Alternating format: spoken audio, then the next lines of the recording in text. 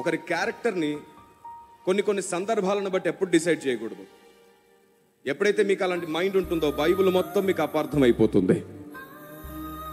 For example, birthday సందర్భంగా పిల్లల్ని పెంచడం గురించి ఎక్కువ మాట్లాడతాం. బైబిల్లో ఒక ఆవిడ ఉంది, 2 పిల్లల్ని పెంచింది, కానీ 2 పిల్లల పట్ల ఆవిడ ప్రేమ సమానంగా లేదంట.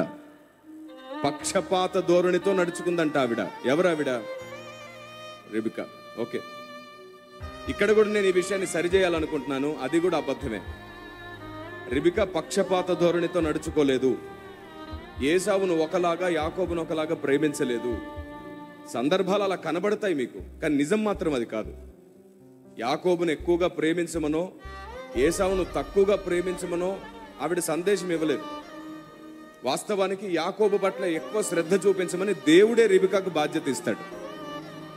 దేవుడిచ్చిన బాధ్యత కొలది రెబెకా యాకోబు పట్ల కొంత శ్రద్ధ వహించిందే గాని పెద్ద కొడుకును ఒకలాగా, చిన్న కొడుకును ఒకలాగా ప్రేమించే పక్షపాత ధోరణి రెబెకాకు లేదు.